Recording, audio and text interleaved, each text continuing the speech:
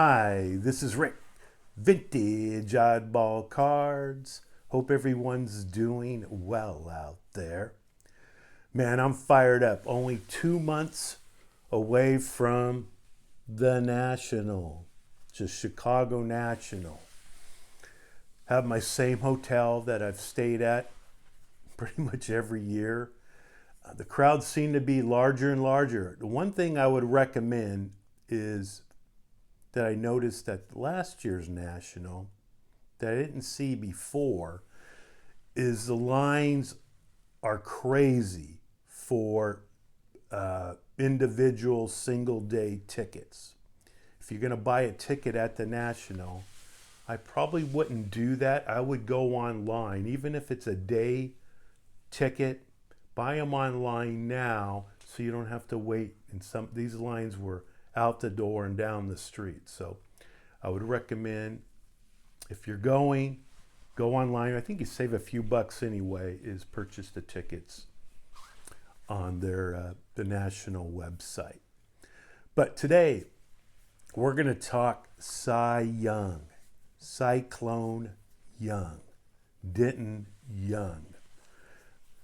If you ask my wife, have you heard the name Cy Young?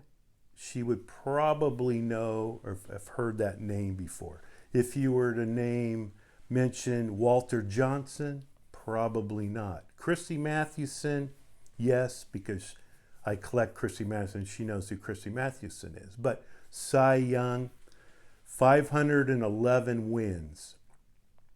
Crazy. Pitched for 20 years. From 1890, when the pitching mound was only 50 feet from home plate back then. For his first 3 years in his career, he pitched, which is kind of crazy when you think about it, because he was a power pitcher when the first 10 years of his career, he was a power pitcher. He was like 6'2", 200 pounds, and he would throw the heat. And then the last 10 years of his career, he became more of a finesse pitcher, different arm angles, throwing the curveball. He kind of reminds me of, some of these pitchers today that, they kind of lose their speed on their fastball and they have to come up with another pitch or something else, or they learn just how to pitch later on in their career to get by.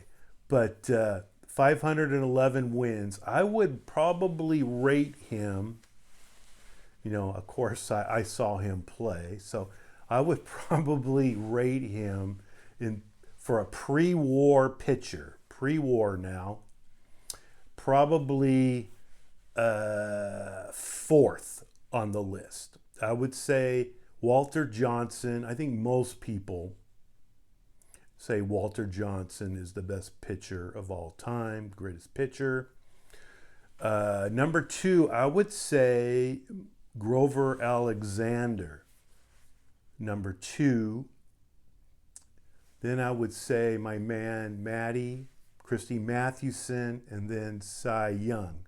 But if you ask maybe just the average baseball fan that doesn't really know the history, they would probably mention Cy Young is the best pitcher of all time because he has the 511 wins. Heck, the award is named after him. He died in 1955 at 88 years old. The next year, 1956, they started the Cy Young Award for the best pitcher. And they only gave out one award each year from 1956 through 1966. It was just one pitcher that got the award. The first year was Don Newcomb, and in 1967 they split it up where the American League and in the National League, the best pitcher got the award, the Cy Young Award. So he has a lot of cards, but most of them are pretty much produced between 1909 and 1912. He retired after the end of the 1911 season. Most of his cards pre-1909 or more like postcards, cabinet cards. The cabinet cards are just, it's way out of my budget. I'll probably never own a cabinet card of Cy Young.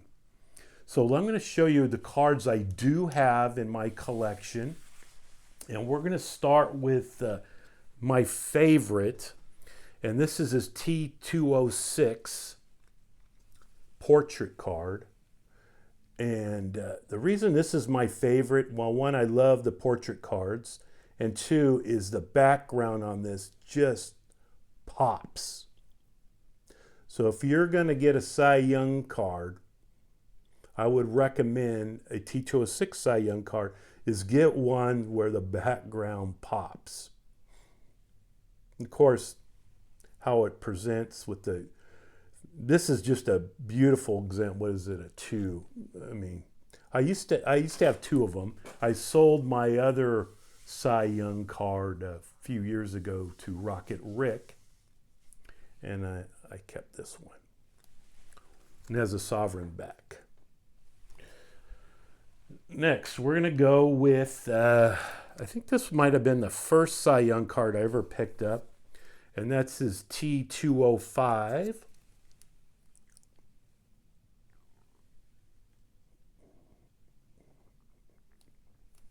Love the T205 cards. Again, in Cleveland uniform there. This one's kind of interesting. It's the 1909 E90-1. And I don't think it would get a 3 nowadays. It has a diamond cut to it. But the actual image, the background pops again here. And this is a tougher card to find. He has 2 cards in this set. He has this one, and he has kind of more of a generic him pitching. And I really don't like that card. I actually don't like his other T206 cards.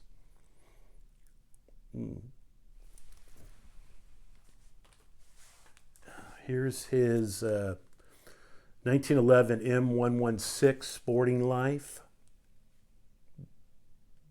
This was I think the pop on these are like 24 for the Sporting Life cards. Back here, as you can see, there's 3 different backs that you could get. And yeah, another one you don't see is every day is the 1912 WUNC strip card. You can barely see Young down there.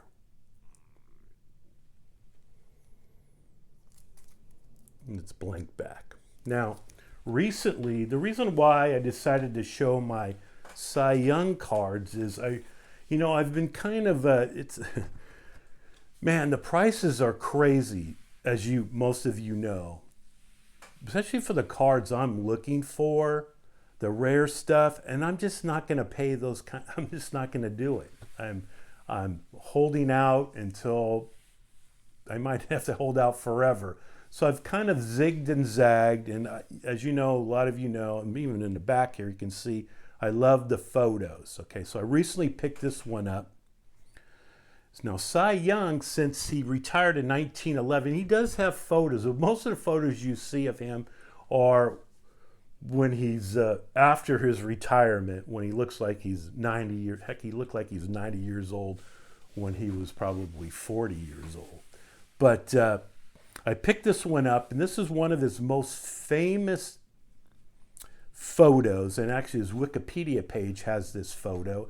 Many of his cards show this image, and here it is right here.